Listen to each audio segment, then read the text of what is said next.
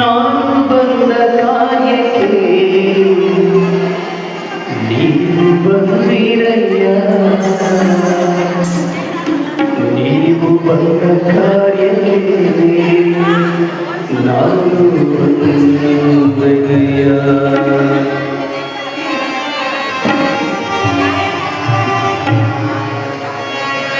ನಾನು ಬಂದ ಕಾರ್ಯಕ್ಕೆ ನೀವು ಬಂದಿರಯ್ಯ, ನೀವು ಬಂದ ಕಾರ್ಯಕ್ಕೆ ನಾನು ಬಂದೆಯ್ಯ. ನಾನು ಬಂದ ಕಾರ್ಯಕ್ಕೆ ನೀವು ಬಂದಿರಯ್ಯ, ನೀವು ಬಂದ ಕಾರ್ಯಕ್ಕೆ ನಾನು ಬಂದೆಯ್ಯ. ನಾನು ನೀವು ಬಂದ ಕಾರ್ಯಕ್ಕೆ ನೀನು ಬಂದ ಕಾರ್ಯಕ್ಕೆ ಪ್ರಭುದೇವರು ಬಂದಯ್ಯ, ಪ್ರಭುದೇವರು ಬಂದಯ್ಯ. ನಾನು ಬಂದ ಕಾರ್ಯಕ್ಕೆ ನೀವು ಬಂದಿರಯ್ಯ, ನೀವು ಬಂದ ಕಾರ್ಯಕ್ಕೆ ನಾನು ಬಂದೆಯ್ಯ.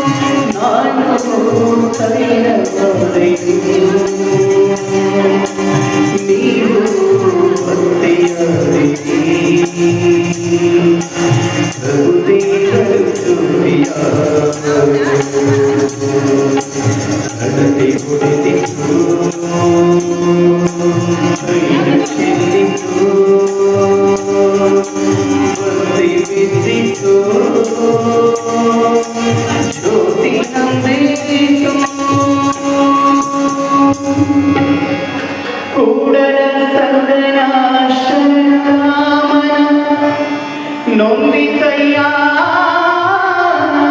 ಕೂಡಲ ಸಂಗನ ಶರಣರಾಮನ ನೊಂದಿತಯ್ಯ ನೊಂದಿತಯ್ಯ. ನಾನು ಬಂದ ಕಾರ್ಯಕ್ಕೆ ನೀವು ಬಂದಿರಯ್ಯ, ನೀವು ಬಂದ ಕಾರ್ಯಕ್ಕೆ ನಾನು ಬಂದೆಯ್ಯ.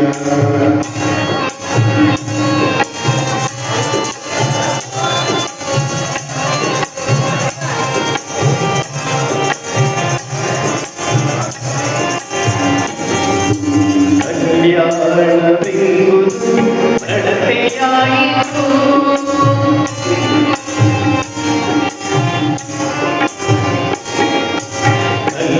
ಕಲ್ಯಾಣವೆಂಬುದು ನಡತೆಯಾಯಿತು.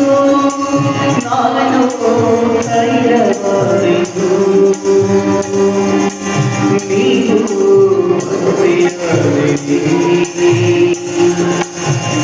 ದೇವರು ಜ್ಯೋತಿಯಾದರು, ನಡತೆ ಉಳಿದಿತು, ನೀನು ಚೆಲ್ಲಿತು, ಬಂದೆ ಬಿದ್ದಿತು, ಜ್ಯೋತಿ ನಂದಿತು. ಕೂಡಲ ಸಂಗನ ಶರಣರಾಮನ ನೊಂದಿತಯ್ಯ ನೊಂದಿತಯ್ಯ. ಕೂಡಲ ಸಂಗನ ಶರಣರಾಮನ ನೊಂದಿತಯ್ಯ ನೊಂದಿತಯ್ಯ.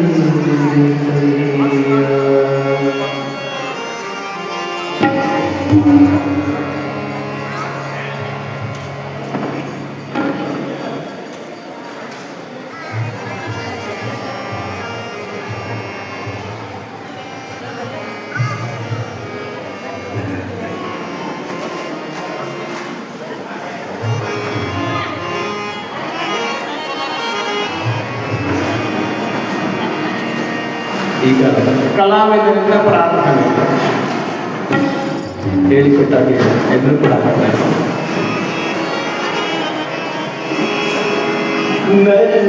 ನರದಿಂದೊಳಗಿನ ಹುಳುಗಿಲಿಯ ಮಾಡಿ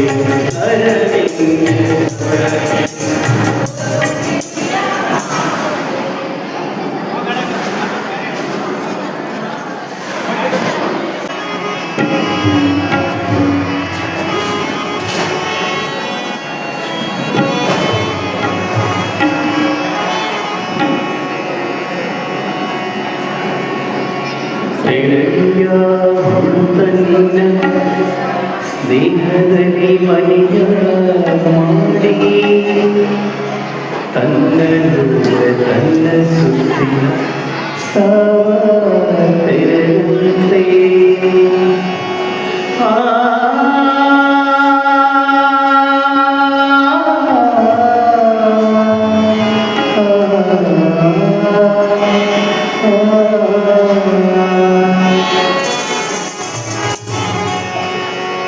ತೆರೆಯ ಹುಡುತನ್ನ ಸ್ನೇಹದಲ್ಲಿ ಮನೆಯ ಮಾಡಿ ತೆರೆಯ ಹುಡುತನ್ನ ಸ್ನೇಹದಲ್ಲಿ ಮನೆಯ ತನ್ನ ತನ್ನ ಸುದ್ದಿ ಸಾವರಂತೆ ತನ್ನ ಸುದ್ದಿ ಸಾವರಂತೆ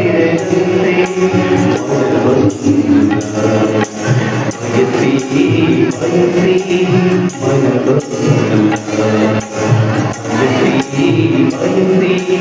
ಬೇಮುತ್ತಿದ್ದೇ ಅಯ್ಯ ಬೇಮುತ್ತಿದ್ದೇ ಅಯ್ಯ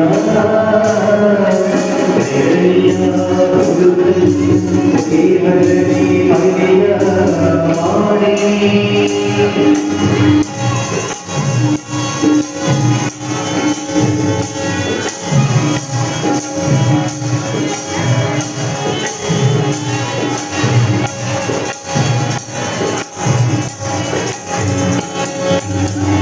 ಇನ್ನ ಮನದ ದುರಾಸೆಯ ಇನ್ನ ಮನದ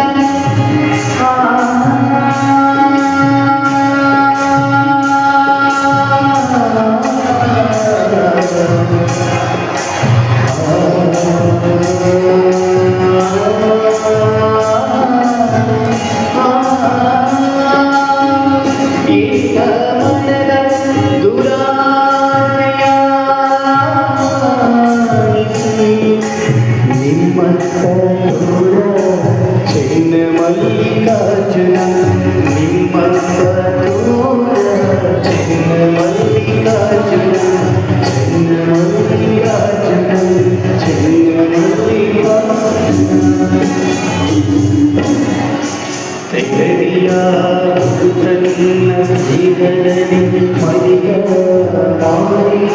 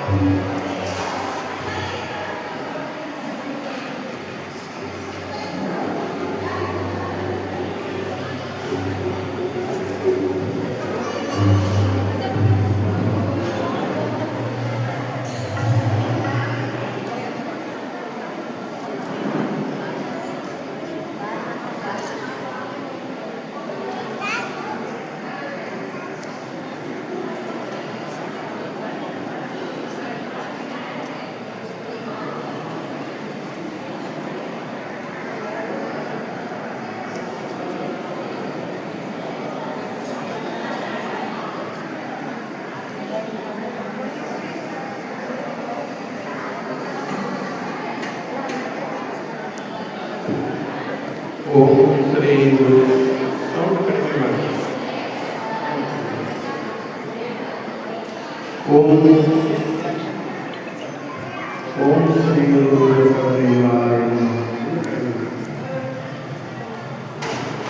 ಸದಾಸ್ಮರಣೀಯ ಬಸವಾದಿ ಶರಣರನ್ನು ಸ್ಮರಣೆ ಮಾಡಿಕೊಳ್ಳುತ್ತಾರೆ.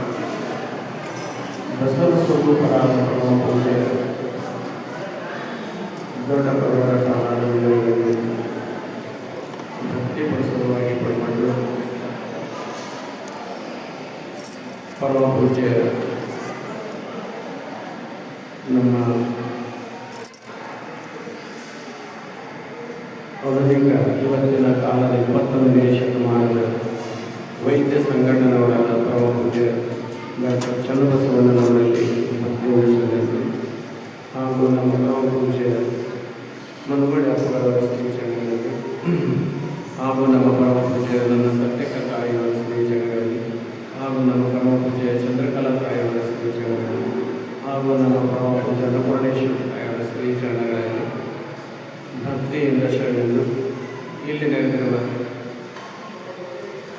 ಕಲಾವಿದರಲ್ಲಿ ಪೂಜ್ಯ ತಾಯಿಗಳಲ್ಲಿ ಪೂಜ್ಯ ಶರಣರಲ್ಲಿ ಭಕ್ತಿಯ ಶರಣಾರ್ಥಿಗಳು.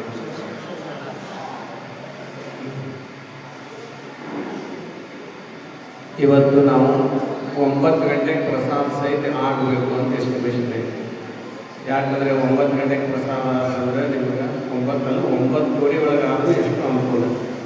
ನೀವು 10 ಗಂಟೆಗೆ ಮನೆಗೆ ಹೋದ್ರೆ ಒಂದು ಸ್ವಲ್ಪ ತಯಾರಾಗಿ 10:00ವರೆಗೆ ನೀವು ಅಲ್ಲಿ ಕಾರ್ಯಕ್ರಮ ಬರೋಕ್ಕೆ ಅನುಕೂಲ ಆಗುತ್ತೆ. ಅದಕ್ಕೆ ನಾವಿದು 8:40 ಅರ್ಧ ತಾಸಿನಲ್ಲಿ ಮುಗಿಸ್ಬೇಕು ಅಂತ ಪ್ರಯತ್ನ ಮಾಡ್ತೀವಿ. ಭಾಳ ಏನು ಹೇಳೋದಿಲ್ಲ, ಎಲ್ಲ ಹೇಳಿದ್ವಿ. ಅದಕ್ಕಾಗಿ ಒಂದು ಲಿಂಗ ಯೋಗವನ್ನು ಮಾತ್ರ ನಾನು ಮಾಡಿಸ್ತೀನಿ. ಮಧ್ಯದಲ್ಲಿ ಏನಾದರೂ ಸ್ವಲ್ಪ ಹೇಳ್ತೀನಿ. ಲಿಂಗ ಯೋಗವನ್ನು ಮಾತ್ರ ಮಾಡ್ತೀನಿ, ಟೈಮ್ ಇಲ್ಲ. ಅದಕ್ಕಾಗಿ ನಾವೆಲ್ಲರೂ ಈಗ ಭಸ್ಮಧಾರಣೆಯನ್ನು ನಾವು ಮಾಡ್ತೀವಿ. ನಿನ್ನೆ ಹೆಂಗೆ ಭಸ್ಮ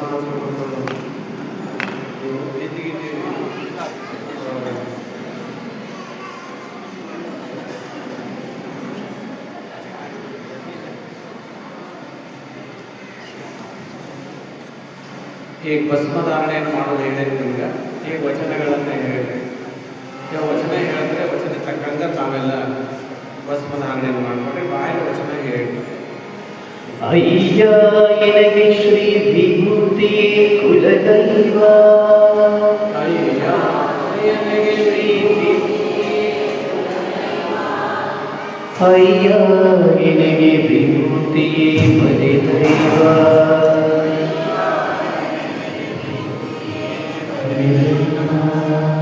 ಅಯ್ಯ ಎನಗೆ ಶ್ರೀ ವಿಭೂತಿಯೇ ಸರ್ವ ಕಾರಣ,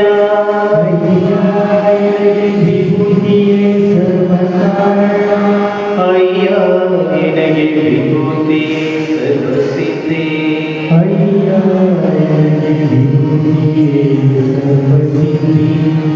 ಅಯ್ಯ ಎನಗೆ ವಿಭೂತಿಯೇ ಸರ್ವವಶ್ಯ,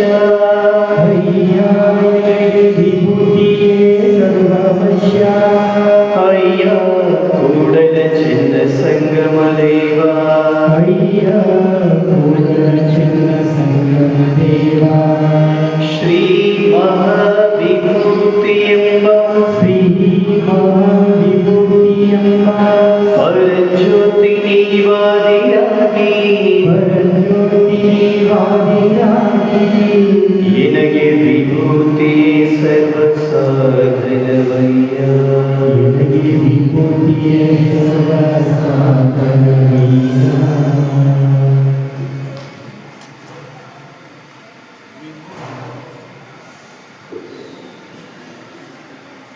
ವಿಭೂತಿ ನಮ್ಮ ಮುಖದ ಮೇಲೆ ಒಂದು ಶಿವಕಲೆಯನ್ನು ತಂದು, ಮುಖದ ಮೇಲೆ ಒಂದು ಶಿವಕಲೆ ತಂದು, ಅದಕ್ಕಾಗಿ ಯಾವಾಗಲೂ ಕೂಡ 3 ಭಸ್ಮಧಾರಣೆಯನ್ನು ತಾವು ಮಾಡಿಕೊಡ್ರಿ. ಯಾರು ಭಸ್ಮಧಾರಣೆಯನ್ನು ಮಾಡ್ತಾರಲ್ಲ, ಆ ಭಸ್ಮಧಾರಣೆಯ ಮಾಡಿದವರು ಮುಖ ನೋಡಿದರೆ, ಯಾರು ನೋಡಿತಾರಲ್ಲ ನೋಡಿದವರು ಮನಸ್ಸಿನಲ್ಲಿ ಸಾತ್ವಿಕ ಭಾವನೆಗಳು, ಹಂಗೆ ಮನುಷ್ಯನ ಕ್ರೂರ ಭಾವನೆಗಳನ್ನು ನಾಶ ಮಾಡಿ ಸಾತ್ವಿಕ ಭಾವನೆಗಳನ್ನು ಹುಟ್ಟುವಂಥ ಕೆಲಸ ಯಾರು ಮಾಡ್ತದಂದರೆ ಭಸ್ಮ ಮಾಡ್ತಾರೆ. ನಾವು ಏನು ಭಸ್ಮ ಹಚ್ಚೇವಿ ನಮ್ಮ ಕಣ್ಣಿಗೆ ಕಾಣೋದಿಲ್ಲ, ಆದರೆ ನಮ್ಮ ಎದುರುಗಡೆ ಇದ್ದವ್ರ ಕಣ್ಣಿಗೆ ಅದು ಕಾಣ್ತದೆ. ಅವರ ಮನಸ್ಸಿನಲ್ಲಿ ನಮ್ಮ ಬಗ್ಗೆ ಒಳ್ಳೆ ಗೌರವ ಬರ್ತದೆ, ಒಳ್ಳೆ ಭಕ್ತಿ ಬರ್ತದೆ, ಒಳ್ಳೆ ಸಾತ್ವಿಕ ಭಾವ ಬರ್ತದೆ. ಅದಕ್ಕೆ ಮನುಷ್ಯನ ಕ್ರೂರ ಭಾವನೆಯನ್ನು ನಾಶ ಮಾಡುವಂಥ ಶಕ್ತಿ ಎದುರಾಗೈತೆ ಅಂದರೆ ಭಸ್ಮದಲ್ಲೇ. ಅದಕ್ಕಾಗಿ ದಯವಿಟ್ಟು ನೀವು ಒಂದು ಭಸ್ಮವನ್ನು ಯಾವಾಗಲೂ ಕೂಡ ಸದಾ ಕಾಲವಾಗಿ ಧರಿಸಿರಿ. ನಿಮಗೊಂದು ಸಣ್ಣದೊಂದು ಉದಾಹರಣೆ, ಪ್ರಾಕ್ಟಿಕಲ್ ಉದಾಹರಣೆಯನ್ನು ಹೇಳ್ತೇನೆ. ಪ್ರಾಕ್ಟಿಕಲ್ ಆದದ್ದು ದೊಡ್ಡದವರು ಮೇಲೆ ಇದನ್ನು ಹೇಳ್ತಿದ್ರು. ಏನು ಹೇಳ್ತಿದ್ರು ಅಂದ್ರೆ, ಹೆಣ್ಣು ಹುಡುಗರು ಇಲ್ಲಿ ಬರ್ತಿದ್ರು. ಬಂದಾಗ ಅವ್ರಿಗೆ ಅಂತಾರೆ ಭಸ್ಮ ಹಚ್ಕೊಂಬ ಅಂತ ಹೇಳ್ತಿದ್ರು. ಭಸ್ಮ ಹಚ್ಕೊಂಡ್ಮ್ಯಾಗೆ 3 ಬಾಳ ಹಚ್ಕೊಂತಿದ್ರು. ಅವಾಗ ಹೂವತ್ತಾಗಿ ಹೇಳ್ತಿದ್ರು, ಈಗ ನೀವು ಕಾಲೇಜ್ ಹೋಗಿರಿ, ನಿಮ್ಗೆ ಭಾಳ ಕಾಲೇಜಿಗೆ ಕೆಟ್ಟ ಹುಡುಗರು ಇರ್ತಾವೆ, ಉಡಾಣ ಹುಡುಗರು ಇರ್ತಾವೆ, ಅವು ನಿಮಗೆ ಬೆನ್ನು ಹತ್ತಿರ್ತಾವೆ, ಕಾಣಿಸ್ತಿರ್ತಾವೆ. ಅದಕ್ಕೆ ನೀವು ಹಣಿ ಮ್ಯಾಗ ಭಸ್ಮ ಹಚ್ಕೊಂಡು ಹೋಗ್ರಿ, ಅವ್ರು ನಿಮ್ಮ ಅಂಟನೆ ಬರೋಂಗಿಲ್ಲ, ದೂರ ಸಲ ಹೋಗ್ತಾರೆ ಅಂತ ಅಜ್ಜಾರು ಇದನ್ನು 100 ಸಲ ಅಂತಿದ್ರು, 2 ಸಲ ಕೇಳಿದ್ರು. ಇದು ಸಣ್ಣ ವಯಸ್ಸಿನಾಗ ಇದ್ದಂಥ ಒಂದು ಹುಡುಗಿ ಕೇಳ್ಕೊಂತಿದ್ದೆ ಊರಾಗ. ಅವ್ರು ಲಿಂಗಾಯತರಲ್ಲ, ನಾನು ಲಿಂಗಾಯತರ. ಆದ್ರೆ ಅಜ್ಜಾರ ಅಂತೇಳಿ ಬರೋದು ಹೋಗೋದು, ಶಾಲೆ ಹುಡುಗರು ಬರೋದು ಅಂತ ಇದಕ್ಕೆ ಕೇಳಿಸ್ಕೊಂಡು ಆ ತಾಯಿ ಬೆಂಗಳೂರಾಗ ಶಾಲೆ ಕಲಿಯಕ್ಕೆ ಚಾಲು ಮಾಡಿ. ಬೆಂಗಳೂರ ಶಾಲೆ ಕಲಿತು. ಆ ಬೆಂಗಳೂರಾಗ ಕಾಲೇಜ್ ಕಲಿಯೋದ್ನಾಗ ಏನಾಗ್ತಂದ್ರೆ ಉಡಾಣ ಹುಡುಗರು ಆ ಹೆಣ್ಣನ್ನ ಕಾಡ್ಸಕ್ಕೆ ಚಾಲು ಮಾಡಿ, ಎಲ್ಲ ಕಾಡ್ಸ್ಕೊಂಡು. ಅವಾಗ ತಾಯಿಗೆ ಏನಾಗ್ತಂದ್ರೆ ಅಜ್ಜಾರ ಹೇಳಿದ ಮಾಡ್ತೇನೆ, ಇದಕ್ಕೆ ಎಷ್ಟಂತ ಮದ್ದು ಕೊಡೋದು, ಇದಕ್ಕೆ ಇದು ಏನು ಕೆಲಸ ಆಗಿಲ್ಲ. ಅವಾಗ ಅವ್ರ ತಂದೆಗೆ ಫೋನ್ ಮಾಡಿ ಅಜ್ಜಾರ ಅಂತೇಳಿ ಹೋಗಿ 1-2 ಭಸ್ಮ ಎಸ್ಕೊಂಬಪ್ಪ ಹಿಂಗಾಗೈತಿ ಅಂತ ಹೇಳಿ ಭಸ್ಮ ಎಸ್ಕೊಂಡು ಹೋದ್ರು. ಮರುದಿವ್ಸದಿಂದ ಶಿಸ್ತ 3 ಬಾಳ ಹಣಿ ಮ್ಯಾಗ ಭಸ್ಮ ಹಾಸ್ಕೊಂಡು ಹೋದ್ರು. ತಾಯಿಗೆ ಅಕ್ಕಮದೇ ಬಂದಂತೆ ಎಲ್ಲ ಜಗತ್ತು. ಯಾವಾಗಲೂ ಕಾಲೇಜ್ ಹೋಗುತ್ತಾಗ 3 ಬಾಳ ಭಸ್ಮ ಹಚ್ಕೊಂಡೇ ಹೋಗ್ತೀವಿ. ಇವತ್ತಿಗೂ ಕೂಡ ಯಾರು ಆ ತಾಯಿ ಸಮೀಪ ಬರಂಗಿಲ್ಲ. ಈ ಅಕ್ಕಮದೇ ಬಂದ ನಮಸ್ಕಾರ. ಮತ್ತು ಇದಕ್ಕಿಂತ ದೊಡ್ಡದೇನು ಹೇಳ್ತೀವಿ, ಇಂಥ ಕ್ರೌರ್ಯ ಭಾವನೆಗಳನ್ನು, ಕೆಟ್ಟ ಭಾವನೆಗಳನ್ನು ನಾಶ ಮಾಡುವಂಥ ಶಕ್ತಿ ಎದುರಾಗೈತೆ ಅಂತಂದ್ರೆ ಅದು ಭಸ್ಮದಲ್ಲಿ. ಅದಕ್ಕೆ ನೀವಾದರೂ ಕೂಡ, ಎಲ್ಲ ತಾಯಿಯರಾದರೂ ಕೂಡ, ನಾನು ನಿಮಗೆ ಇವತ್ತಿನ ಆಧುನಿಕ ಪ್ರಕಾರ ಇರಬೇಡ ಅಂತ ನಾನು ಹೇಳಂಗಿಲ್ಲ. ಇವತ್ತಿನ ದಿನಮಾನದಲ್ಲಿ ನೀವು ಸುಂದರವಾದಂಥ ಆಭರಣಗಳನ್ನು ಹಾಕಿ, ನಾನು ಮಾಡಬೇಡ ಅನ್ನಂಗಿಲ್ಲ. ಯಾಕಂದ್ರೆ ಇವತ್ತು ಜಗತ್ತು ಹೆಂಗೈತೆ ಹಂಗೆ ಮಂದಿಯಾಗಿ ಇರಬೇಕಾಗ್ತದೆ. ಅದಕ್ಕೆ ನೀವು ಬೇಕಾದಷ್ಟು ಆಭರಣಗಳನ್ನು ಹಾಕಿ, ಬೇಕಾದಷ್ಟು ಕಿಮ್ಮತ್ತಿನ ಸೀರೆ ಉಡ್ರಿ, ಕಿಮ್ಮತ್ತಿನ ಬಟ್ಟೆ ತೊಗೊಳ್ರಿ, ಕಿಮ್ಮತ್ತಿನ ಕಾರ್ ತೊಗೊಳ್ರಿ, ಚಲೋ ಮನೆ ಕಂಡಸ್ರಿ, ವೈಭವದಿಂದ ಯಾರು ನೋಡಿದ್ರು ನಿಮಗೆ ಯಾರು ಕಡಿಮೆ ಇರಬಾರ್ದು, ಯಾರಿಗೂ ನೀವು ಕಡಿಮೆ ಇರಬಾರ್ದು, ಹಂಗಿರ್ರಿ. ಅದರ ಜೊತೆಗೆ ಇದು ಸಂಸ್ಕಾರ. ಅದಕ್ಕೆ ನೀವೆಲ್ಲರೂ ಹೋದ್ರಪ್ಪ ಅಂತಂದ್ರೆ ಈ ಹಣಿ ಮೇಲೆ ವಿಭೂತಿ ಅಳಗಿಸ್ಕೊಂಡು ಹೋಗ್ಬೇಡ. ನೀವು ಬೇಕಾದ್ರೆ ಲಗ್ನಕ್ಕರ ಹೋಗ್ರಿ, ಎಂಗೇಜ್ಮೆಂಟ್ ಅಂತ ಹೋಗ್ರಿ, ಬೇಕಾದಲ್ಲಿ ಹೋಗ್ರಿ. ನೀವು ಮಠಕ್ಕೆ ಬರುವಂತಾಗ ಅಷ್ಟೇ ವಿಭೂತಿ ಹಚ್ಕೊಂಡು ಬರ್ಬೇಕಂತ ಹೇಳ್ಬೇಕ. ಮಠಕ್ಕೆ ಬರೋದಾಗ ಮತ್ತು ಲಿಂಗ ಪೂಜೆ ಮಾಡೋದಾಗ ಅಷ್ಟೇ ವಿಭೂತಿ ಹಚ್ಕೊಂಡು ಲಿಂಗ ಪೂಜೆ ಮಾಡ್ಬೇಕು. ನಾವೆಲ್ಲರೂ ಹೊರ ಹೊರಟು ಅಂದ್ರೆ ಎಲ್ಲ ಅನಿಸ್ಕೊಂಡು ಹಂಗೆ ನೀವು ಎಲ್ಲ ಕಾಸ್ಮೆಟಿಕ್ಸ್ ಹಚ್ಕೊಳ್ರಿ. ಕಾಸ್ಮೆಟಿಕ್ಸ್ ಸ್ವಲ್ಪ ಬಳಸ್ರಿ. ಕಾಸ್ಮೆಟಿಕ್ಸ್ ಯಾವಾಗಲೂ ಹಸಿಟ್ಟಿರ್ತದ್ರಾಗ ನಮ್ಮ ನ್ಯಾಚುರಲ್ ಬಣ್ಣವನ್ನು, ಅದು ನ್ಯಾಚುರಲ್ ಒಂದು ಬಣ್ಣ ಇರ್ತದೆ. ಎಲ್ಲರ ಮುಖದ ಮೇಲೆ ನ್ಯಾಚುರಲ್ ಆಗಿ ಒಂದು ಬಣ್ಣ ಇರ್ತದೆ, ಅದು ದೇವರು ಕೊಟ್ಟ ಬಣ್ಣ. ಈ ಕಾಸ್ಮೆಟಿಕ್ಸ್ ಹೆಲ್ಪ್ಸ್ ಬಳಸೋದ್ರಿಂದ ಏನಾಗತ್ತೆ ಅಂತಂದ್ರೆ ಅದು ಚರ್ಮ ಸುಖ ಚಾಲು ಮಾಡ್ತದೆ. ಇನ್ನು ಗೋಧಿಗೆ ಅಂತಿದ್ದವರೆಲ್ಲ ಕಪ್ಪಾಗಕ್ಕೆ ಚಾಲು ಮಾಡ್ತಾರೆ. ಆನಂತರ ಕೊನೆಗೆ ಏನಾಗುತ್ತೆ ಅಂದ್ರೆ ಕಾಸ್ಮೆಟಿಕ್ ಹಚ್ಚಲಾರ್ದು ಹೊರಗೆ ಬರ್ಲಾಗ್ತದೆ. ಅದಕ್ಕೆ ಹಿಂಗಾಗತ್ತೆ. ಅದಕ್ಕೆ ಭಾಳ ಈಗ ಕಾಸ್ಮೆಟಿಕ್ ಬಳಸ್ರಿ, ಬೇಡ ಅನ್ನಂಗಿಲ್ಲ. ಎಲ್ಲರ ಜೊತೆಗಿಂತ ಸ್ವಲ್ಪ ಬಳಸ್ರಿ. ಹೆಚ್ಚು ನೀವೇನು ಮಾಡ್ಬೇಕಂತಂದ್ರೆ ಈ ವಿಭೂತಿ ಐತೆ, ಇದು ವಿಭೂತಿ, ಅದರಲ್ಲಿ ಸಗಣಿಯಿಂದ ಮಾಡಿದಂಥ ವಿಭೂತಿ ಒಂದು ಇಟ್ಕೊಳ್ರಿ. ಪೌಡರ್ ಹಚ್ಚಿದಂಗೆ ಏನೈತಿಲ್ಲ, ನೀವು ಕಾಸ್ಮೆಟಿಕ್ಸ್ ಬೆಳೆ ಪೌಡರ್ ಹಚ್ಚಿದಂಗೆ ಹಿಂಗೆ ಭಸ್ಮ ಹಚ್ಕೊಬಿಡ್ರಿ. ಈ ಮುಖದ ಮೇಲೆ ಇರ್ತಕ್ಕಂಥ ಸಣ್ಣ ಸಣ್ಣ ಗುಳಿ ಸಹಿತ ಹೋಗ್ಬಿಡ್ತಾರೆ. ಅಷ್ಟು ಅದರಲ್ಲಿ ಔಷಧಿ ಗುಣ ಐತಿ. ಭಸ್ಮದಲ್ಲಿ ಅಂತ ಔಷಧಿ ಗುಣ ಐತಿ. ಚಲೋ ಭಸ್ಮ ತಗೊಂಡು, ಚಲೋ ಭಸ್ಮ ಅಂದ್ರೆ ಆಕರ್ಷಣೆಯಿಂದ ಮಾಡಿದ್ರೆ ನೀವು ಮನೆಯಲ್ಲಿ ಮಾಡ್ಕೊಡ್ರಿ. ನೀವು ಮನೆಯಲ್ಲಿ ಮಾಡ್ಕೊಳಕ್ಕೆ ಆಕರ್ಷಣೆಯಿಂದ ಭಸ್ಮ ಅದೇ ದೊಡ್ಡ ವಿಷಯ ಅಲ್ಲ. ಪ್ಯೂರ್ ಆಕರ್ಷಣೆ ತಗೊಂಡು ಹಿಂಗೆ ಹಚ್ಕೊಂಡ್ರೆ ಹಿಂಗೆ ಹಚ್ಕೊಂಡ್ಬಿಟ್ರೆ ಮುಖದ ಮೇಲೆ ಒಳ್ಳೆ ಅಷ್ಟು ಅದರಲ್ಲಿ ಭಸ್ಮದಲ್ಲಿ ಅಂತ ಶಕ್ತಿ ಐತಿ. ಮತ್ತು ಅದ್ರ ಜೊತೆಗೆ ನೀವೆಲ್ಲ ಕಾಸ್ಮೆಟಿಕ್ಸ್ ಹಚ್ಚಿದ ಮೇಲೆ ಅದ್ರ ಮೇಲೆ ತೆಳ್ಳನ ಮೂರುಗಳು ಭಸ್ಮ ಹಾಕಿ ರಪ್ಪದ ಪಡ್ಕೊಂಡು ಆಗೋ ಅದನ್ನ ಹೇಳಂಗಿಲ್ಲ. ತೆಳ್ಳಗೆ ಮೂರುಗಳು ಭಸ್ಮ ಹಚ್ಕೊಡ್ರಿ, ಕಾಣ್ಬೇಕು ಜನರಿಗೆ. ಮೂರುಗಳು ಭಸ್ಮ ಹಚ್ಕೊಂಡೇ ನೀವು ಹೋಗ್ರಿ. ಅವಾಗ ನಿಮಗೆ ಎಷ್ಟು ಗೌರವ ಸಿಗ್ತೈತಿ ಅಂದರೆ ಬಹಳ ಗೌರವ ಸಿಗ್ತೈತಿ. ಮತ್ತು ಅಷ್ಟೇ ನಿಮ್ಮ ಮೇಲೆ ಭಾಳ ಭಕ್ತಿ ಬರ್ತೈತಿ. ಯಾವುದೇ ಕೆಟ್ಟ ಭಾವನೆಗಳು ಬರಂಗಿಲ್ಲ, ಅಂತ ಗೌರವದ ಭಾವನೆ ಬರ್ತೈತಿ. ಅದಕ್ಕಾಗಿ ನೀವು ಎಲ್ಲೇ ಹೋದ್ರೆ ಸಹಿತ ಹಣ್ಣಿ ಬೇಗ ಭಸ್ಮ ಹಚ್ಕೊಂಡು ಹೋಗ್ರಿ. ನಿಮಗೆಲ್ಲರ ಅಕ್ಕಮಹಾದೇವಿಗೆ ಏನು ಗೌರವ ಕೊಡ್ತಾರೋ ಜೀವಂತ ಅಕ್ಕಮಹಾದೇವಿ ಒಂದು ಗೌರವ ಕೊಡ್ತಾರೆ. ಇದು ಜನರ ಮನದಲ್ಲಿ ಪರಿವರ್ತನೆ ಮಾಡುವಂಥ ಒಂದು ಅಂಶ ಎದುರಾಗೈತೆ ಅಂದ್ರೆ ಭಸ್ಮದಲ್ಲಿ. ಇನ್ನು ಅನೇಕ ಯಾವ ಸಂಸ್ಥೆ ದೋಷ ಬರ್ತೈತಿ, ಅದೆಲ್ಲ ಮೈಗೆಲ್ಲ ಹಚ್ಕೊಂಡ್ರೆ ಮೈ ಮೇಲಿರ್ತಕ್ಕಂಥ ಚರ್ಮಗಳು ಕಡಿಮೆ ಆಗ್ತೈತಿ. ಇದೆಲ್ಲ ಬಹಳ ಪ್ರಕಾರದ ಲಾಭಗಳು ಅದಾವು. ಅದಕ್ಕೆ ಭಸ್ಮನ ನಾವು ಸದಾ ಕಾಲ ಹಚ್ಕೋಬೇಕು, ಅಲಕ್ಷ್ಯ ಮಾಡಬಾರ್ದು ಅಂತ ಹೇಳಿ. ಇನ್ನು ಎರಡನೇದು ಏನಪ್ಪ ಅಂತಂದ್ರೆ, ಈಗ ನಾವೆಲ್ಲ ಪ್ರಾರ್ಥನೆ ಮಾಡಬೇಕು. ಕೈ ಮುಗಿರಿ. ಅವರು ನರವಿಂದದೊಳಗೆ ವಚನ ಹೇಳಿಕೊಡ್ತಾರೆ. ನೀವು ಆ ವಚನವನ್ನು ಭಕ್ತಿಯಿಂದ ಹಾಡಿ.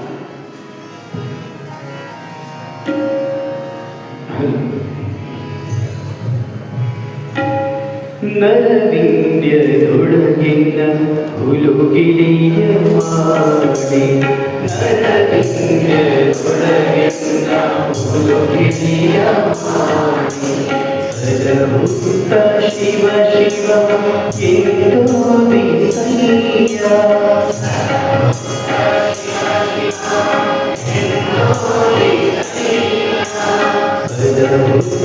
ಶಿವ ಶಿವ ಎಂದು ವಿಸಯ್ಯ, ಸರಮುತ್ತ ಶಿವ ಶಿವ ಎಂದು ವಿಸಯ್ಯ, ನರವಿಂದ್ಯದೊಳಗಿನ ಹುಲುಗಿಲಿಯ ಮಾಡಿ, ನರವಿಂದ್ಯದೊಳಗಿನ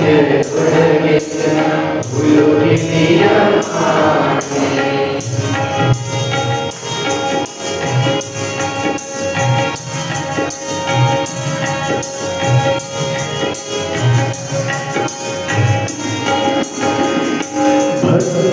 ಭಕ್ತಿಯೆಂಬ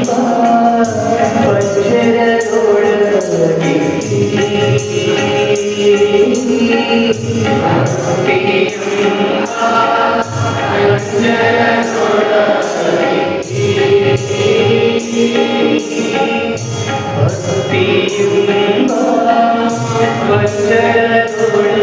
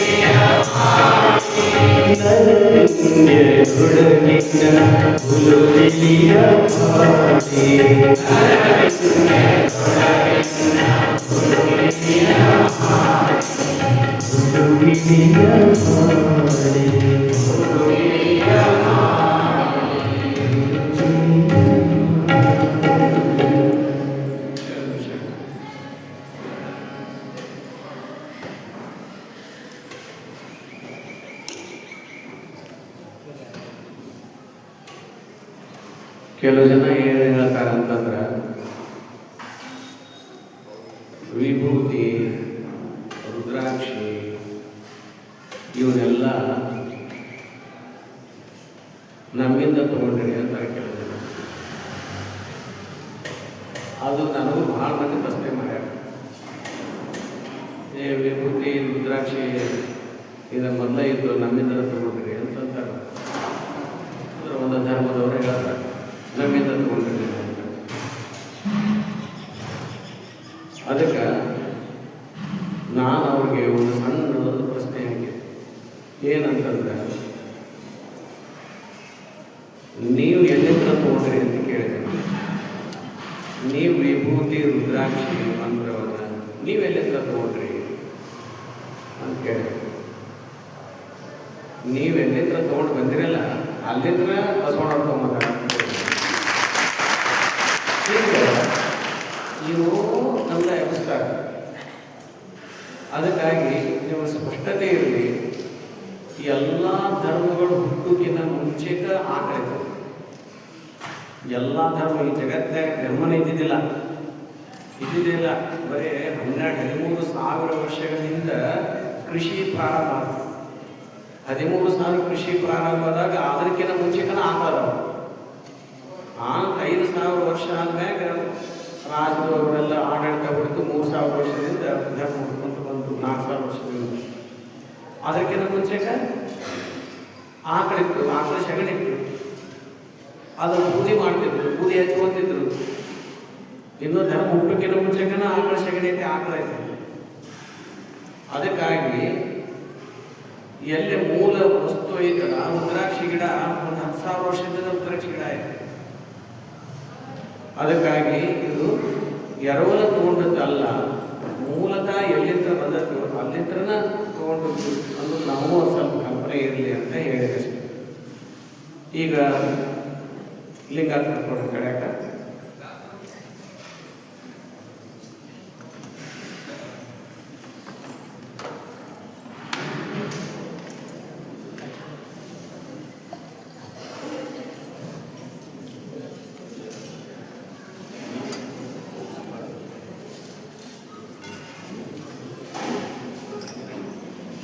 ಸಜ್ಜನಳಾಗಿ ಮಜ್ಜನಕ್ಕೆ ಶಾಂತರಾಗಿ ಪೂಜೆಯ ಮಾಡುವೆ ಸಮರತಿಯಿಂದ ಮಾಡುವೆ ಚನ್ನಮಲ್ಲಿಕಾರ್ಜುನಯ್ಯ ನಿಮ್ಮನಗಲದ ಪೂಜೆ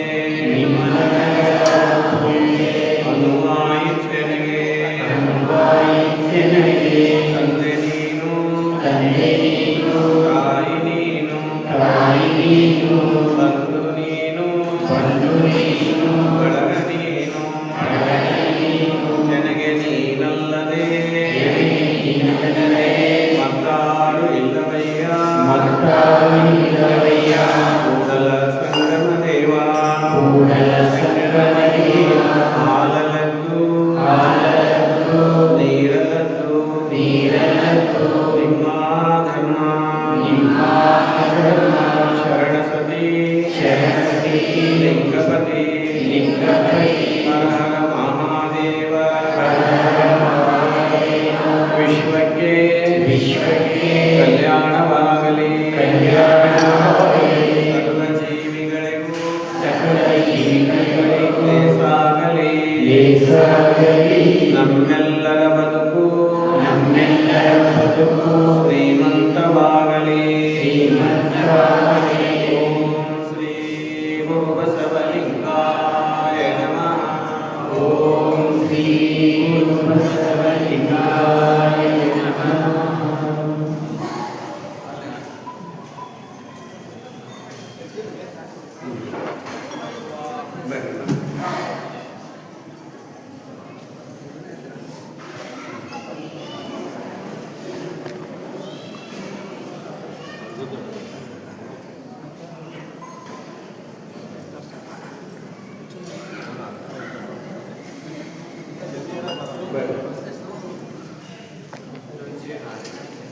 ಅಕ್ಕನ ಈ ಕಡೆ ತೊಗೊಂಬರಪ್ಪ.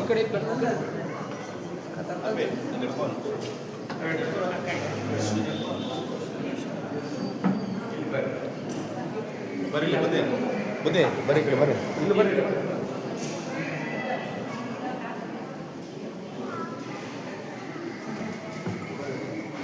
ಸ್ವಲ್ಪ ಅಲ್ಲೇ ನೀರು ಅದೇ ಏನು ಕೊಡ್ಬೇಡ ಅಂತಂದ್ರೆ ಒಂದು 5 ನಿಮಿಷ ಯಾರಿಗಿಲ್ಲ ಅದು ಕೊಟ್ಬಿಡಿ, ಡೌಟ್ ಕೊಟ್ಬಿಡಿ.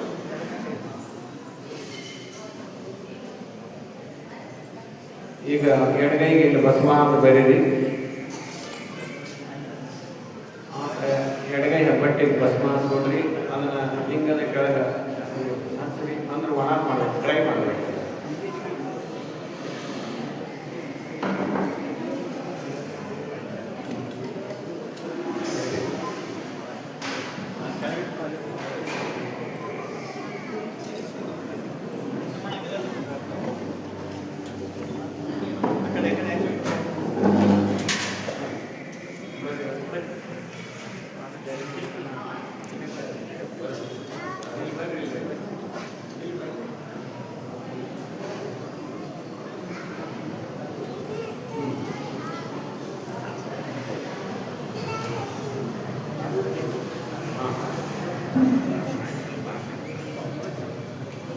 ಒಂದು ಪತ್ರೆ ಪುಷ್ಪ ತರಿಸ್ರಿ. ಲಿಂಗದ ಹಿಂದ್ಗಡೆ ಭಸ್ಮ ಹಾಕ್ರಿ. ನಮ್ಮ ಕಾಳು ಜಗನ ಹಚ್ಚಬೇಡ, ಲಿಂಗದ ಹಿಂದ್ಗಡೆ ಹಚ್ಬೇಕು.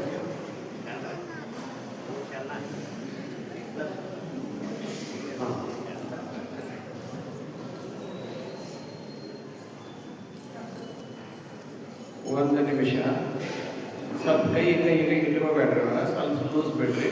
ಒಂದು ವಿಷಯ ಹೇಳ್ತೀನಿ, ಆನಂತರ ಚಾಲು ಮಾಡಿ. ನಾವು ಡಬರಿ ಒಳಗೆ ಅಂದ್ರೆ ಡಬರಿ ಬಾಂಡೆ ಪಾತ್ರೆ ಒಳಗೆ ನೀರು ಹಾಕ್ತೀವಿ. ನೀರು ಹಾಕಿ ಅದ್ರಾಗ ಅಕ್ಕಿ ಹಾಕ್ತೀವಿ. ಅಕ್ಕಿ ಹಾಕಿದ ಮೇಲೆ ಅದು ಅನ್ನ ಆಗ್ಬೇಕಾಗುತ್ತೆ. ಅದು ಅನ್ನ ಆಗ್ಬೇಕಾಗಿತ್ತಂತಂದ್ರೆ ಅದಕ್ಕೆ ಬೆಂಕಿ ಬೇಕಿತ್ತು. ಆ ಬೆಂಕಿನೂ ಆ ಪಾತ್ರೆ ಒಳಗೆ ಹಾಕಂಗಿಲ್ಲ. ಆ ಬೆಂಕಿ ಮೇಲೆ ಹಾಕ್ತೀವಿ, ಹೊರಗಿನ ಒಂದು ಬೆಂಕಿ ಕ್ರಿಯೆ ಏನೈತಲ್ಲ, ಪಾತ್ರೆಯೊಳಗಿರ್ತಕ್ಕಂಥ ಅಕ್ಕಿಯನ್ನು ಅದು ಅನ್ನ ಮೃದು ಮಾಡಿ ಅಂದರೆ ಬಹಿರಂಗದ ಕ್ರಿಯೆಗಳು, ನಮ್ಮ ಬಹಿರಂಗದ ಕ್ರಿಯೆಗಳೇನವಲ್ಲ ಅಂತರಂಗದಲ್ಲಿ ಪರಿವರ್ತನೆ ಮಾಡ್ತತಿ, ಅಂತರಂಗದಲ್ಲಿ ಅದು ಬದಲಾವಣೆ ಮಾಡ್ತತಿ. ಅದಕ್ಕೆ ಇಲ್ಲಿ ಹೇಳುವ ಉದ್ದೇಶ ಏನಂತಂದ್ರೆ, ನಾವು ಲಿಂಗಕ್ಕೆ ಮಾಡುವಂಥ ಉಪಚಾರಗಳು ಲಿಂಗಾಂಗ ಸಮರಸಕ್ಕೆ ಅದು ಅಣಿ ಮಾಡಿಕೊಡ್ತದೆ. ಬರೀತಾರೆ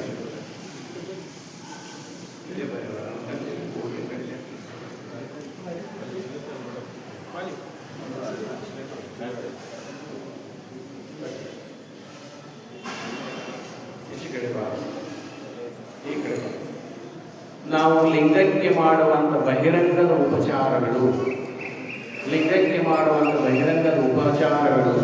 ನಮ್ಮ ಅಂತರಂಗದಲ್ಲಿ ಅದು ಹಣ್ಣು ಮಾಡ್ತತಿ, ಅದು ಭಕ್ತಿಯನ್ನು ಹುಟ್ಟಿಸ್ತತಿ, ಪರಿವರ್ತನೆಯನ್ನು ಮಾಡ್ತತಿ. ಲಿಂಗಾಂಗ ಸಮರಸಕ್ಕೆ ಅದು ದಾರಿಯನ್ನು ಮಾಡಿಕೊಡ್ತತಿ. ಅದಕ್ಕಾಗಿ ಬಹಿರಂಗದ ಉಪಚಾರಗಳಿಂದ ಲಿಂಗಕ್ಕೆ ಅದು ಬಹಳ ಮುಖ್ಯ. ಅದರೊಳಗೆ ಮೊದಲನೇ ಉಪಚಾರ ಏನು ಅಂತಂದರೆ, ಲಿಂಗಕ್ಕೆ ಮಾಡುವಂಥ ಮೊದಲನೇ ಉಪಚಾರ ಏನು ಅಂತಂತಂದರೆ, ಏನು ನಮ್ಮ ಲಿಂಗವಸ್ತ್ರ ಅನ್ನೋದೇನೈತಲ್ಲ, ಆ ಲಿಂಗವಸ್ತ್ರದ ಬಗ್ಗೆ ನಾವು ಕಾಳಜಿ ಮಾಡಬೇಕು. ಲಿಂಗವಸ್ತ್ರ ಅಂದ್ರೆ ಲಿಂಗಕ್ಕೆ ಕೊಡಿಸುವಂಥ ವಸ್ತ್ರ, ಗಟ್ಟಿ ವಸ್ತ್ರ ಇರ್ತಾರೆ ಮನೆ, ಲಿಂಗಕ್ಕೆ ಕೊಡಿಸುವಂಥ ವಸ್ತ್ರ. ಆ ಗುಣಗಡಿಗೆಯಲ್ಲಿ ಚೀಲದಲ್ಲಿ ನಾವು ಉದುಗ ಪೌಡ ಅಂತ ಉದುಗ ಪೌಡ, ಈ ಲಿಂಗಕ್ಕೆ ಕೊಡಿಸುವಂಥ ವಸ್ತ್ರ ಮತ್ತು ಉದುಗ ಪೌಡ ನಾವು ಯಾವಾಗಲೂ ಒಂದಿಷ್ಟು ನೀರಾಗಿ ಹಿಂಡ್ತೀವಿ, ಒಣಗಿರ್ತೀವಿ. ನೀವು ಅದನ್ನು ಜಸ್ಟ್ ವಾಸನೆ ನೋಡ್ರಿ, ಉದುಗ ಪೌಡದ ವಾಸನೆಯನ್ನು ನೋಡ್ರಿ, ಆ ಲಿಂಗೋಸ್ತ್ರದ ವಾಸನೆಯನ್ನು ನೋಡ್ರಿ, ಹೆಂಗೆ ಬರ್ತದೆ. ಒಂದೀಟು ಸುವಾಸನೆ ದುರ್ಗಂಧ ಬರ್ತಿರ್ತೈತಿ. ಬೇಕಾದ್ರೆ ಪ್ರಯೋಗ ಮಾಡ್ತೀವಿ ಅದನ್ನು. ಯಾಕಂದ್ರೆ ಎಂದು ಅದು ಹರಿಮಠ ಸ್ವಲ್ಪ ಕಾಣಂಗಿಲ್ಲ. ಅದು ಒಳಗೆ ಉದುಗ ಪೌಡ ಐತಲ್ಲ, ಅದು ಹರಿದು ಕೂಡ ಸ್ವಲ್ಪ ಕಾಣಂಗಿಲ್ಲ. ಒಂದ್ಸಲ ಏನು ಹೊಸ ಇಟ್ಟಿರ್ತೇವೆ, ಮುಂದೆ ಹಳೆದಾಗ ಒಂದು ದಿವಸ ಸ್ವಲ್ಪ ಕಾಣಂಗಿಲ್ಲ. ಲಿಂಗಕ್ಕೆ ಮಾಡುವಂಥ ಉಪಚಾರ ಅಂದರೆ ಆ ಲಿಂಗಕ್ಕೆ ನಾವೇನೊಂದು ಹುದುಕೋಣ ಒಂದು ಕೆಂಪು ವಸ್ತ್ರ ಅಂತ ಅದನ್ನ ಲಿಂಗ ಯಾವತ್ತೂ ದುರ್ಗಂಧದಲ್ಲೇ ಇರ್ಬೇಕಾಗತ್ತೆ, ದುರ್ಗಂಧದಲ್ಲೇ ಇರ್ಬೇಕಾಗತ್ತೆ. ಇದ್ರ ಕಡೆ ನಮ್ಗೆ ಸ್ವಲ್ಪ ಲಕ್ಷ್ಯ ಇರಬೇಕು. ನಾವು ಲಿಂಗಕ್ಕೆ ಮಾಡುವಂಥ ಉಪಚಾರ ನಮ್ಮ ಬಟ್ಟೆ, ಆದ ಲಿಂಗ ಐತಂತ ಈ ಅಂಗ ಐತಿ, ಆ ಲಿಂಗ ಐತಂತ ಈ ಅಂಗ ಐತಿ, ಆ ಲಿಂಗ ಇರಲಿಲ್ಲ ಅಂದ್ರೆ ಈ ಅಂಗ ಕೊಳಿತೈತಿ.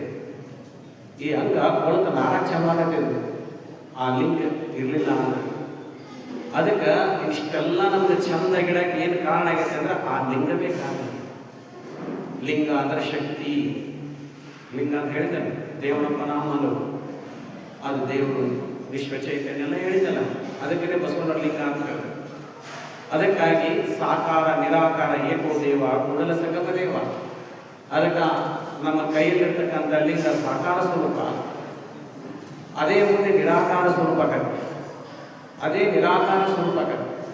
ಅದಕ್ಕೆ ಆ ಚೈತನ್ಯವೇ ನಿರಾಕಾರ ಸ್ವರೂಪ ಆಗಿ ನಮ್ಮ ನಮ್ಮ ಅಂಗದ ಅಂಗೈಯಲ್ಲಿರ್ತಕ್ಕಂಥ ಲಿಂಗವೇ ಇದು ಆಕಾರದಿಂದ ನಿರಾಕಾರ ಆಗ್ತದೆ.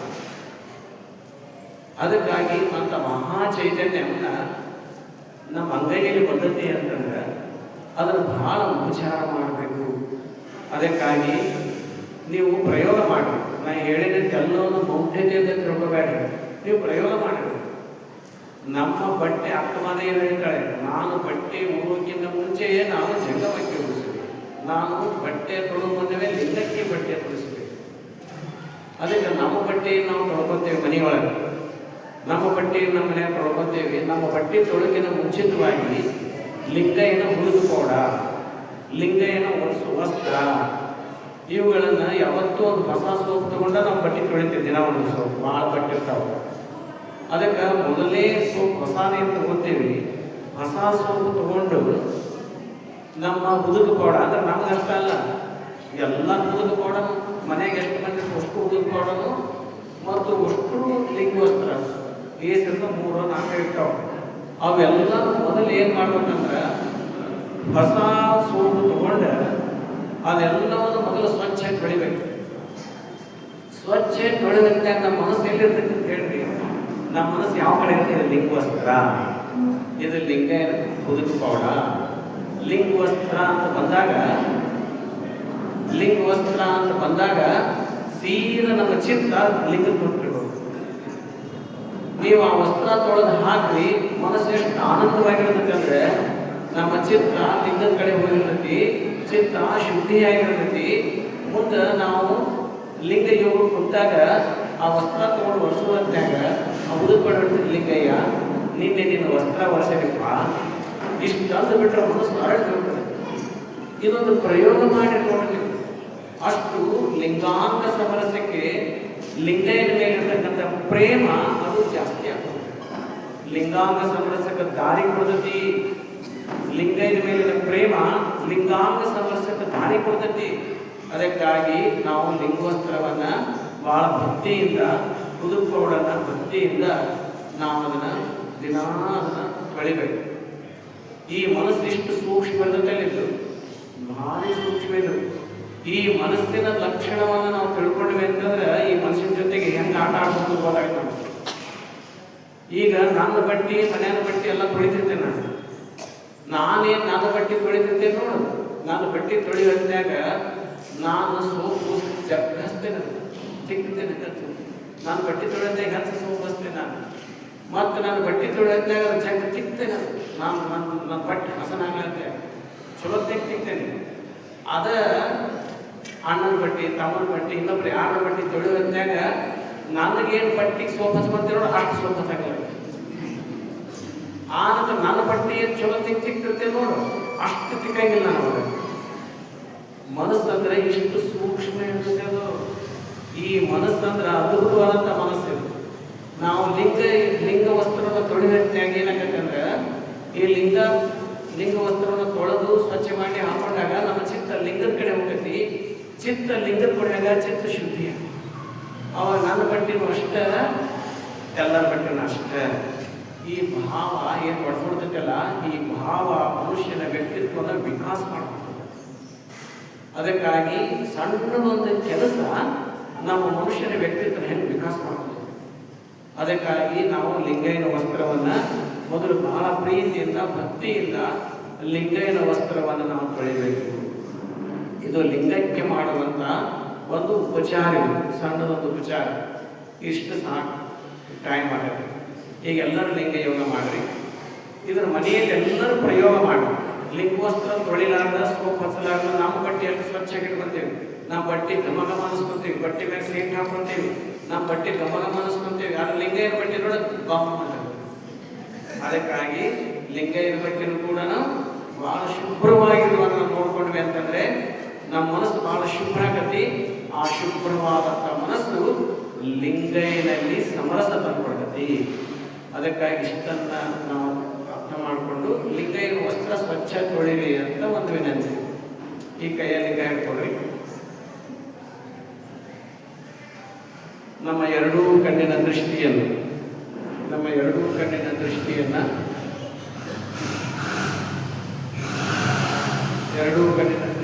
ಲಿಂಗದ ಮಧ್ಯದಲ್ಲಿ ಕೇಂದ್ರೀಕರಿಸಿ.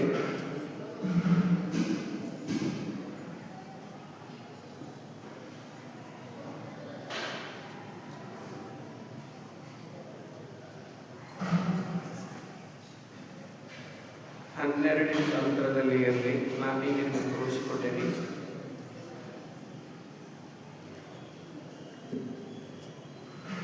ಇದೇನಾದರೂ ಸ್ವಲ್ಪ 3-4 ವರ್ಷ ಚಲೋ ಪ್ರಾಕ್ಟೀಸ್ ಅಂತಂದರೆ ಒಂದೇ ನಿಮಿಷದಲ್ಲಿ ಲಿಂಗ ಬಯಲಾಗುತ್ತೆ. ಅದು ನಮ್ಮ ಪ್ರಾಕ್ಟೀಸ್ ಮೇಲೆ, ನಮ್ಮ ಅಭ್ಯಾಸದ ಮೇಲೆ ಅವಲಂಬನೆ ಆಗಿರ್ತೈತಿ.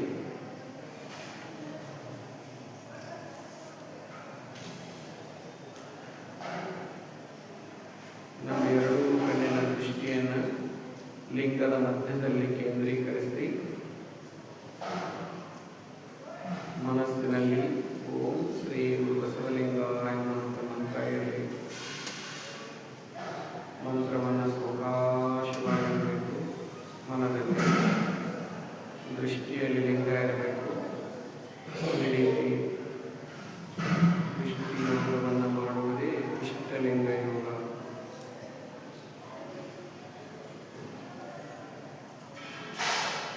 ಏನು ಲಿಂಗದ ಮೂಲಕವಾಗಿ ಒಂದು ಕಿರಣಗಳು ಬರ್ತಿರ್ತವೆ. ನಮ್ಮ ಎರಡೂ ಕಣ್ಣಿನ ದೃಷ್ಟಿ ಲಿಂಗದ ಮಧ್ಯದಲ್ಲಿ ಕೇಂದ್ರೀಕರಿಸಿದಾಗ ಲಿಂಗದ ಮೂಲಕ ಕೆಲವೊಂದು ಕಿರಣಗಳು, ನೇರಳೆ ಬಣ್ಣದ ಕಿರಣಗಳು, ಲಿಂಗ ಅದು ಆಕಾರರಹಿತವಾಗ್ತದೆ. ನೇರಳೆ ಬಣ್ಣದ ಕಿರಣಗಳು ತೋರಿಸ್ತಿರ್ತವೆ. ಆ ಕಿರಣಗಳು ನಮ್ಮ ಕಣ್ಣಿನ ಮೂಲಕ ಮನಸ್ಸಿಗೆ ಹೋಗ್ತದೆ. ನಮ್ಮ ಕಣ್ಣುಗಳ ಮೂಲಕ ನಮ್ಮ ಮನಸ್ಸಿಗೆ ಹೋಗ್ತದೆ. ನಮ್ಮ ಕಣ್ಣುಗಳ ಮೂಲಕ ಭಾವಕ್ಕೆ ಹೋಗ್ತದೆ. ಇದೊಂದು ಬಹಳ ವಿಜ್ಞಾನ. ಕಣ್ಣಿನ ಮೂಲಕ ಮನಸ್ಸಿಗೆ ಹೋಗ್ತದೆ. ಕಣ್ಣಿನ ಮೂಲಕ ಆ ಕಿರಣಗಳು ಭಾವಕ್ಕೆ ಹೋಗ್ತದೆ. ಆ ಕಿರಣಗಳು ಎಷ್ಟು ಮಹತ್ವ ಇರ್ತದಂದರೆ ಆ ಕಿರಣಗಳು ನಮ್ಮ ಮನಸ್ಸನ್ನು ಶುದ್ಧಿ ಮಾಡ್ತೈತಿ ಮತ್ತು ನಮ್ಮ ಭಾವವನ್ನು ಶುದ್ಧಿ ಮಾಡ್ತೈತಿ. ಭಾವ ಮತ್ತು ಎರಡನ್ನೂ ಶುದ್ಧಿ ಮಾಡುವಂಥ ಶಕ್ತಿ ಅದಕ್ಕಿರ್ತದಂದರೆ ಲಿಂಗದ ಮೂಲಕ ಹೊರಹೊಮ್ಮುವ ಕಿರಣಗಳಿಗೆ ಆ ಶಕ್ತಿ ಇರ್ತದೆ. ನಮ್ಮಲ್ಲಿ ವರ್ಣತಂತ್ರಗಳಂತಿರ್ತವೆ ಶರೀರದಲ್ಲಿ. ಈ ಕಿರಣಗಳು, ಇದಕ್ಕೆ ಕಾಸ್ಮಿಕ್ ರೇಸ್ ಅಂತಾರೆ, ಲಿಂಗದ ಕಿರಣಗಳಂತಾರೆ. ಈ ಕಿರಣಗಳು ನಮ್ಮ ಶರೀರದಲ್ಲಿರುವಂಥ ವರ್ಣತಂತ್ರಗಳನ್ನು ಶುದ್ಧಿ ಮಾಡ್ತೈತಿ. ವರ್ಣತಂತ್ರಗಳು ಅಶುದ್ಧವಿದ್ದಾಗ ನಮ್ಮಲ್ಲಿ ದುರ್ಭಾವನೆಗಳು ಬರ್ತವೆ. ವರ್ಣತಂತ್ರಗಳು ಶುದ್ಧಿ ಆದಾಗ ನಮ್ಮಲ್ಲಿ ಸದ್ಭಾವನೆಗಳು ಬರ್ತವೆ. ಇದು ಬಹಳ ವಿಜ್ಞಾನ ಐತಿ. ಈ ರೀತಿ ನಮ್ಮ ಎರಡೂ ಕಣ್ಣುಗಳ ದೃಷ್ಟಿಯನ್ನು ಲಿಂಗದಲ್ಲಿ ಕೇಂದ್ರೀಕರಿಸಿ ಮಾಡುವಂಥ ಯೋಗಕ್ಕೆ, ಇದಕ್ಕೆ ಇಷ್ಟಲಿಂಗ ಯೋಗ. ಇಷ್ಟಲಿಂಗಾಯ ನಮಃ.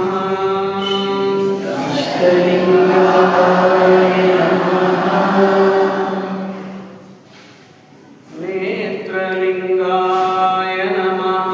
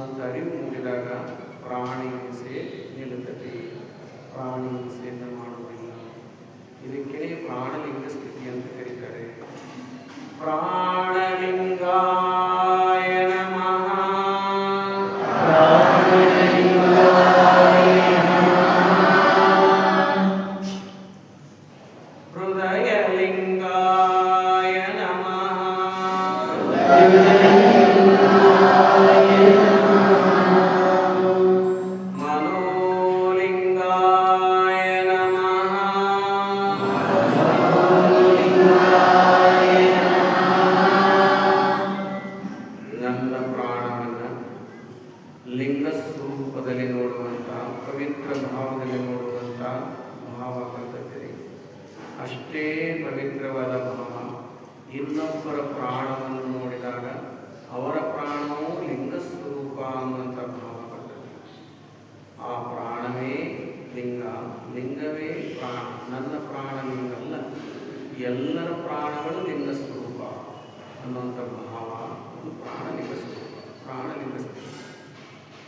ಈಗ ಇದೇ ರೀತಿಯಾಗಿ ಆ ವರ್ಣತಂತ್ರಗಳು ನಮ್ಮ ಮನಸ್ಸನ್ನು ಆವರಿಸಿಕೊಂಡಂತೆ, ಅಂದರೆ ಲಿಂಗದ ಕಿರಣಗಳು ನಮ್ಮ ಮನಸ್ಸನ್ನು ಆವರಿಸಿಕೊಂಡಂತೆ ಲಿಂಗಯೋಗ ಮಾಡ್ತಾ ಮಾಡ್ತಾ ಹೋದಾಗಿ ಆ ಲಿಂಗದ ಕಿರಣಗಳು ಭಾವವನ್ನು ಪ್ರವೇಶ ಮಾಡ್ತವೆ. ಭಾವ, ನಮ್ಮ ಭಾವದಲ್ಲಿ ಭಾವ ಇರ್ತದೆ. ಯಾವಾಗ ಲಿಂಗದ ಕಿರಣಗಳು ನಮ್ಮ ಭಾವವನ್ನು ಪ್ರವೇಶ ಮಾಡ್ತದೆ, ಅಲ್ಲಿ ಭಾವಶುದ್ಧಿ ಆಗ್ತದೆ. ಭಾವಶುದ್ಧಿಯಾದ ಮೇಲೆ ನಮ್ಮಲ್ಲಿ ಸದ್ಭಾವನೆಗಳು ಬರ್ತವೆ. ಎಲ್ಲರ ಬಗ್ಗೆ ಪ್ರೇಮ, ಪ್ರೀತಿ, ಅಂತಃಕರಣ ಬರ್ತದೆ. ಭಾವ, ಆ ಸದ್ಭಾವನೆ ಭಾವಲಿಂಗ. ಭಾವಲಿಂಗಾಯ ನಮಃ.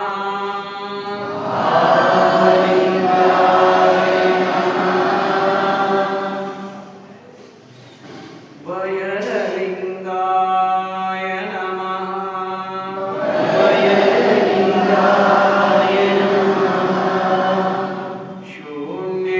ಶೂನ್ಯಲಿಂಗಾಯ ನಮಃ.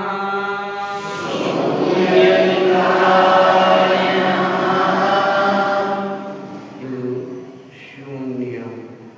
ಈ ಬ್ರಹ್ಮಾಂಡದ ಮೂಲ ಚೈತನ್ಯವೇ ಶೂನ್ಯ. ಆ ಶೂನ್ಯದ ಅನುಭವ ಉಂಟಾಗುತ್ತಿದೆ. ಆ ಶೂನ್ಯವೇ ಇಡೀ ಸೃಷ್ಟಿಯನ್ನು ರಚನೆ ಮಾಡಲಿಕ್ಕೆ ಕಾರಣ ಆಯಿತು. ಆ ಶೂನ್ಯವೇ ನಮಗೆಲ್ಲ ತಂದೆ ತಾಯಿ. ಅದುವೇ ಮೂಲ ಚೈತನ್ಯ. ಎಲ್ಲವೂ ಶೂನ್ಯದಿಂದ ಹುಟ್ಟಿದೆ. ಆ ಶೂನ್ಯವೇ ಸಕಲ ಜೀವರಾಶಿಗಳ ತಂದೆ ತಾಯಿ. ನಮ್ಮ ತಂದೆ ತಾಯಿಯು ಆ ಶೂನ್ಯವೇ. ಮೂಲ ಪರವಸ್ತು, ಮೂಲ ವಸ್ತು ಶೂನ್ಯ. ಅದು ಎಲ್ಲವನ್ನೂ ತಿಳ್ಕೊಂಡತಿ, ಎಲ್ಲವನ್ನೂ ಮಾಡ್ತತಿ, ಎಲ್ಲವನ್ನೂ ಗ್ರಹಿಸ್ತತಿ. ಅದಕ್ಕೆ ಏನೆಲ್ಲವನ್ನೂ ಅರ್ಥ ಆಗತ್ತೆ. ಅದ್ಭುತವಾದಂಥ ಶಕ್ತಿ ಶೂನ್ಯಕ್ಕೆ ಸದಾಕಾಲ ಜೀವಂತವಾಗಿರುತ್ತೆ. ನಮಗೆಲ್ಲ ಸ್ಪಂದನೆ ಮಾಡ್ತದೆ ಅಂತ ಶೂನ್ಯವೇ ತಂದೆ ತಾಯಿ. ಅದಕ್ಕೇನೆ ಆ ಶೂನ್ಯಕ್ಕೇನೆ ಬಸವಣ್ಣವರು ತಂದೆ ತಾಯಿ ಕರೆದಿದ್ದಾರೆ.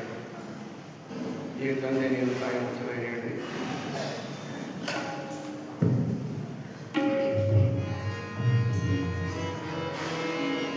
ಎಲ್ಲರೂ ಅದರ ಜೊತೆಗೆ ಹಾಡ್ರಿ. ಅವರು ಹೇಳ್ತಾರೆ, ನಾವೆಲ್ಲ ಹಾಡೋದು. ಎಲ್ಲರೂ ಹೇಳ್ಕೊಟ್ಟಾಗಿರ್ಬೇಕು. ತಂದೆ ನೀನು, ತಾಯಿ ನೀನು,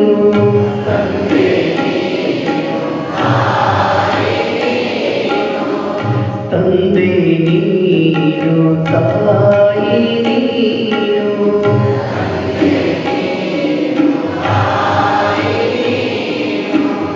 ಬಂಧು ನೀನು, ಬಳಗ ನೀನು,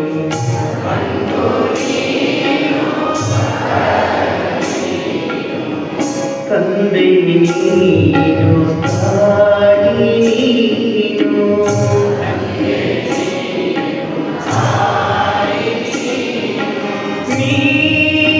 ನೀನಲ್ಲದೆ ಮತ್ತಾರು ಇಲ್ಲ,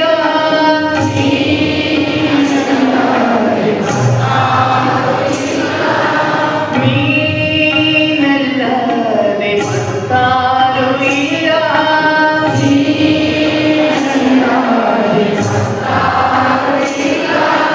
ಹಾಲಲ್ಲದು ನೀರಲ್ಲದು,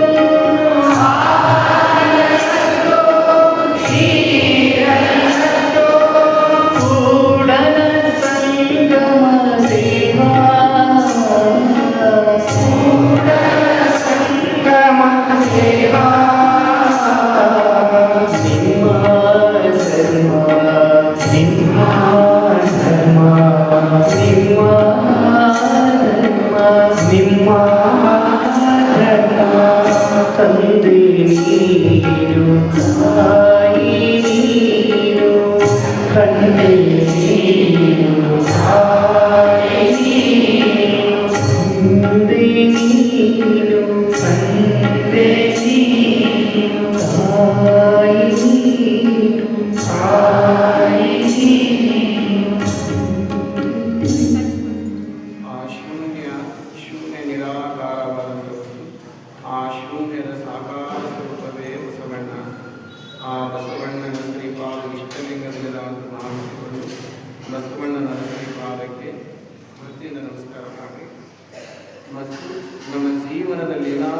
ಕಷ್ಟಗಳಿದ್ರೆ ಪರಿಹರಿಸುವಂತ ಪ್ರಾರ್ಥನೆ ಮಾಡಿಕೊಡ್ರಿ. ಲಿಂಗದಲ್ಲಿ ಮಾಡಿದಂಥ ಪ್ರಾರ್ಥನೆಯಂತೂ ಹುಸಿ ಹೋಗಂಗಿಲ್ಲ. ನಿತ್ಯದಲ್ಲಿ ಭಕ್ತಿಯಿಂದ ಲಿಂಗ ಪೂಜೆ ಮಾಡಿ ಪ್ರಾರ್ಥನೆಯನ್ನು ಮಾಡಿಕೊಡ್ರಿ. ಎಲ್ಲ ಕಷ್ಟಗಳು ಪರಿಹಾರ ಆಗ್ತದೆ. ಅಂತ ದಿವ್ಯವಾದಂಥ ಶಕ್ತಿ ಆ ಶೂನ್ಯದಲ್ಲಿ ಶರಣ ಭದ್ರಪುಷ್ಪತಿಗೆ. ಈಗ ಸ್ವಲ್ಪ ನೀರದವಲ್ರಿ ಲೋಟದಾಗ ಭಸ್ಮ ಹಚ್ಕೊಡ್ರಿ. ಅದ್ರ ಮ್ಯಾಗ ಕೈ ಇಡ್ರಿ. ಲೋಟದ ಮ್ಯಾಗ ಲೋಟದ ಮ್ಯಾಗ ಕೈ ಇಡ್ರಿ.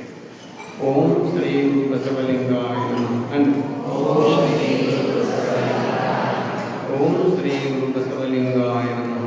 ಓಂ ಶ್ರೀ ಗುರು ಬಸವಲಿಂಗಾಯ ನಮಃ. ಈ ಮಧ್ಯದ ಬೆರಳಿನಿಂದ ನೀರಲ್ಲಿ ಭಸ್ಮ ಅಂತ ಬೆರೀರಿ. ಅಂತ ಬೆರೀರಿ. ಆನಂತರ ಲೋಟ ಪಕ್ಕದಾಗ ಕೈ ಇಡ್ರಿ.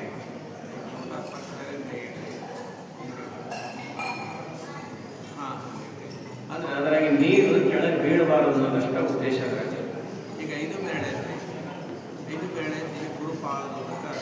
ಗುರುಪಾದೋದಕ ಅಂದ್ರೆ ಗುರುಪಾದೋದಕ ಲಿಂಗ ಪಾದೋದಕ ಜಂಗಮ ಪಾದೋದಕ ಜಂಗಮ ಪಾದೋದಕ 5 ಬೇಳೆ ಲಿಂಗ ಮುಟ್ಟ 5 ಬೇಳೆ ಲಿಂಗ ಮುಟ್ಟ 5 ಬೇಳೆ ಚೀಪಿ 5 ಬೇಳೆ ಲಿಂಗ ಮುಟ್ಟಿ ಮುಂದಿಟ್ಕೊಳ್ಳಿ.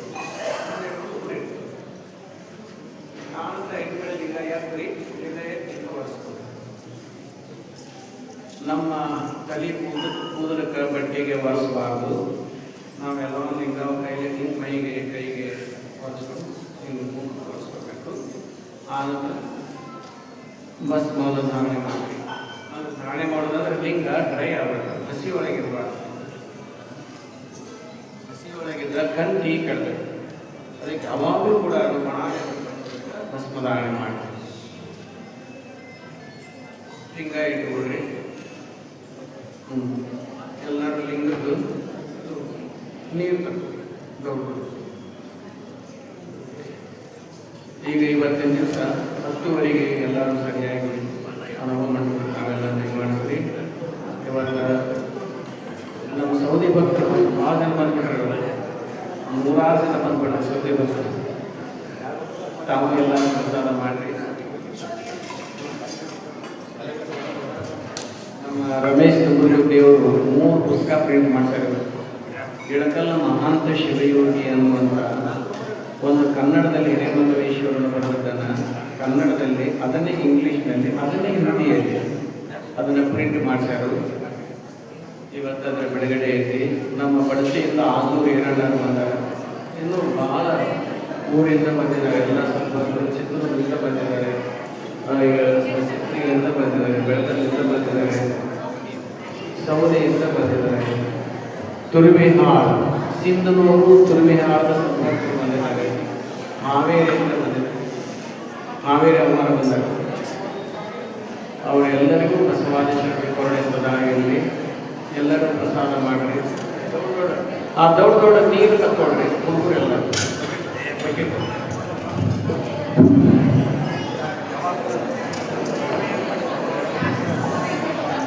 ಈಗ ಚನ್ನಬಸವ ಗುರುಜಿಯವರ ಸುಪುತ್ರಿಯಾದಂಥ ಒಂದು ನಿಮಿಷ, ಇಲ್ಲಿ ನಮ್ಮ ವೈದ್ಯ ಚನ್ನಬಸವಣ್ಣವರು ಬಂದಿದ್ದಾರೆ. ಮಾತಾಡಬೇಡ.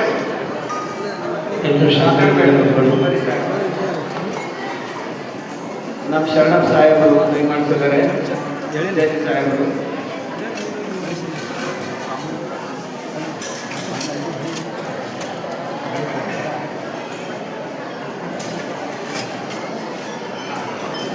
ನಮ್ಮ ವೈದ್ಯ ಚನ್ನಬಸವಣ್ಣನವರು ಬಂದಿದ್ದಾರೆ.